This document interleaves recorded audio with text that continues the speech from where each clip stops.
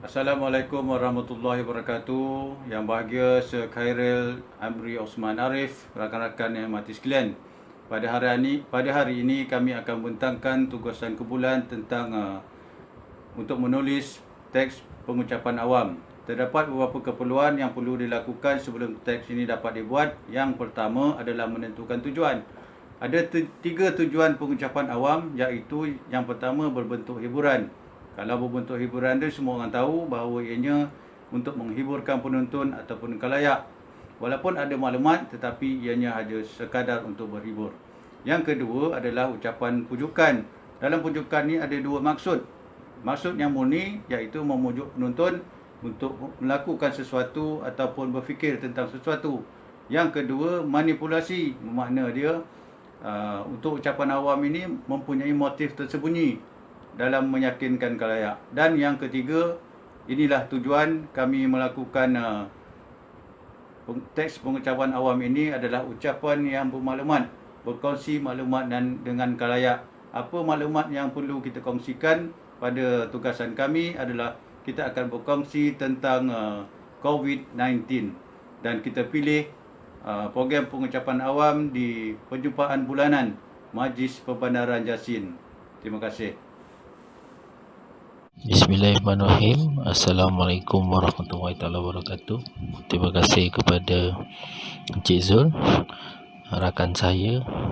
Seterusnya giliran saya untuk menyampaikan tentang berkaitan analisis halayak. Analisis halayak ini boleh digunakan untuk mendapatkan maklumat daripada orang awam ataupun daripada mana-mana sumber sebelum penyampaian itu dijalankan. Sebagai contoh, analisis halayak ini kita boleh dapatkan maklumat daripada pelbagai jenis kandungan yang sesuai bagi tujuan tujuan penyampaian dalam kita punya ceramah itu nanti. Okey, kalau kita lihat anda boleh menggunakan analisis halayak ini untuk membantu dalam menyesuaikan pada teks ucapan yang akan disampaikan supaya maklumat yang disampaikan semasa taklimat itu adalah berjalan dengan baik, maklumat dan tepat. dan yang paling penting sekali adalah isi kandungan adalah dapat disampaikan kepada kumpulan sasaran yang akan menerima maklumat itu. Dan berdasarkan daripada penyampaian ini, maklumat halayak ini boleh diterima ataupun semasa pidato ataupun semasa sesi soal jawab, sama ada kita tahu sama ada kumpulan sasaran yang kita sampaikan itu faham dengan apa yang kita sampaikan. Sekian, terima kasih. Terima kasih sahabat saya Rafi bintu Mino, nombor matrik 257679. Okey. Mengenai pemilihan tajuk ni, penceramah dia diberi dua pilihan di mana dia sama ada ceramah dia ni disiapkan dengan teks yang bermaklumat atau tidak ada teks, di mana dia kena cari sendiri. Dekat sini ada 4 kekangan. Yang pertama adalah mengenai tujuan. Tujuan dia nak bagi ceramah tu apa dia. Yang kedua adalah mengenai halayak. Dia nak bagi ceramah ni pada audiens ni kan, siapa? Contoh ahli politik ke, ahli agama kan. Yang ketiga mengenai konteks utama yang dia nak bagi ni, dia dekat kawasan mana. So kita nak bagi dengan MPJ, mana kena bersesuaian lah dengan staff MPJ kan. And then tempoh masa dia tak ada limit dekat sini. Dan ruang lingkup ni kita nak bagi aspek ni mengenai COVID-19 di negara kita yang sedang melanda. Jadi kita pilih tajuk pandemik COVID-19, cabaran dan pengharapan. Sekian, terima kasih. Pengumpulan maklumat. Sumber bukan akademik adalah tempat yang baik untuk memperoleh pengetahuan umum mengenai sesuatu topik. Ini termasuk buku, majalah berkepentingan umum atau khas, surat khabar dan blog dan laman web. Sumber akademik menawarkan maklumat peringkat lebih tinggi yang lebih khusus. Mereka termasuk buku, artikel, pangkalan data komputer dan sumber web. Tanggungjawab asas ialah menilai sumber yang anda pilih untuk digunakan untuk memastikan bahawa anda menyampaikan maklumat yang tepat dan terkini dalam ucapan anda. Terima kasih. Assalamualaikum warahmatullahi taala wabarakatuh. Salam sejahtera dan salam Melaka Maju Jaya, rakyat bahagia menggamit dunia. Terima kasih kepada pengacara majlis yang berbahagia, Yang Ketua Majlis Perbandaran Jasin Datin Safiah binti Harun, yang berbahagia Ketua Whip Ahli Majlis Perbandaran Jasin Tuan Nur Azmi bin Mahmud, yang berbahagia Setiausaha Majlis Perbandaran Jasin Tuan Zahari bin Zaharuddin, seterusnya ahli-ahli majlis, ketua-ketua jabatan dan ketua-ketua unit, tuan-tuan, puan-puan, warga Majlis Perbandaran Jasin dan para hadirin sekalian. Terlebih dahulu saya merafakkan rasa syukur kepada Ilahi atas limpah dan kurnianya dapat bersama-sama dalam majlis perhimpunan bulanan Majlis Perbandaran Jasin pada kali ini. Terima kasih kepada Yang Ketua Majlis Perbandaran Jasin kerana sudi untuk menjemput saya pada pagi ini, seterusnya menyampaikan sedikit ucapan dan maklumat berkaitan COVID-19 pada perhimpunan kali ini. Saya selaku Pegawai Kesihatan Daerah Jasin berasa bangga kerana dapat menyampaikan sedikit pesanan dari Pengarah Kesihatan Negeri Melaka kepada semua warga kerja Majlis Perbandaran Jasin pada perhimpunan pagi hari ini. Nampak cantik siram merama, terbang bebas di Taman Negara. COVID-19 kita tangani bersama, patut SOP kita sejahtera.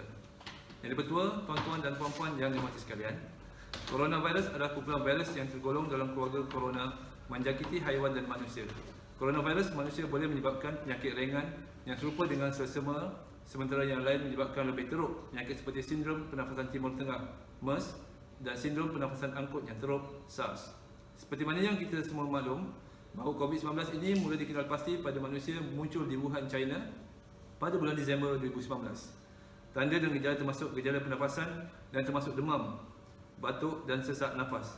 Dan lebih banyak lagi kes yang teruk, jangkitan boleh menyebabkan radang paru-paru, sindrom pernafasan angkut yang teruk dan boleh menyebabkan kematian.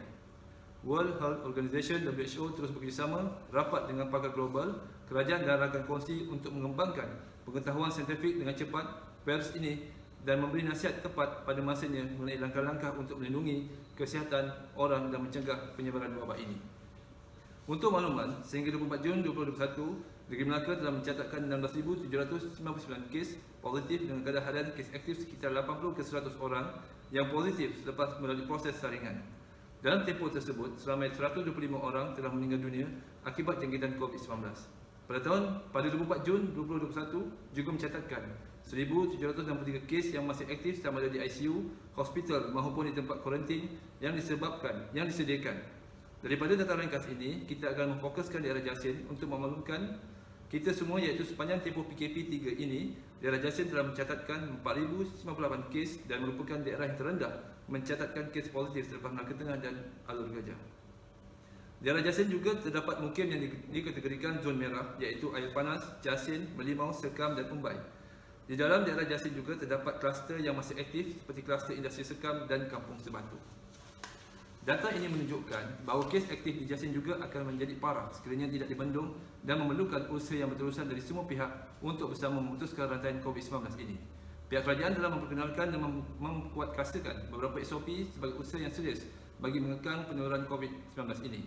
Kerajaan telah mengisytiharkan darurat pentadbiran pada 11 Januari 2021. Kerajaan mula mengumumkan PKP 3.0 pada 10 Mei 2021 dan akhirnya lockdown pada 11 Jun 2021.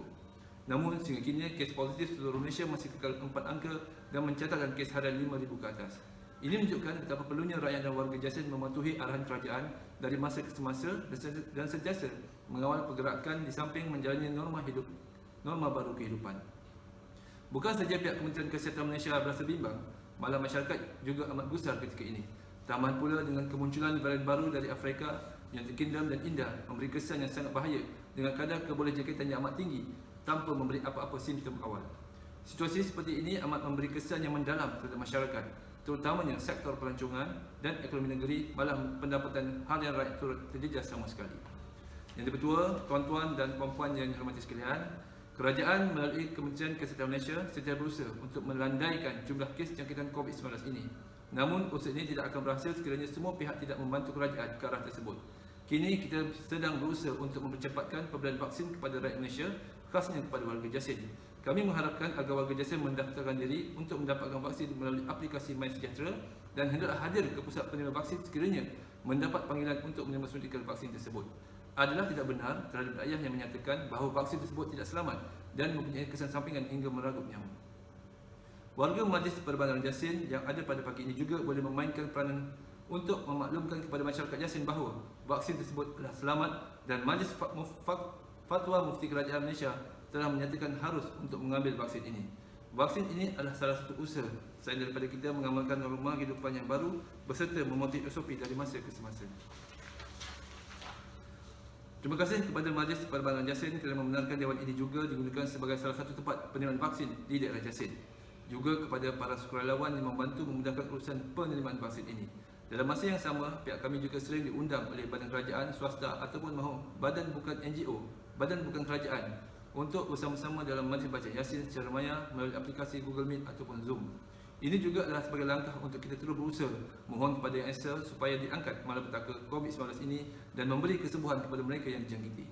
Tidak dilupakan juga kepada semua frontliner kita yang bekerja tanpa jemu menjaga keselamatan kita dan berusaha merawat sakit yang terpaksa dirawat di hospital dan juga pusat-pusat kuarantin. Jasa dan pengorbanan mereka perlulah dihargai dan diucapkan dengan ribuan terima kasih.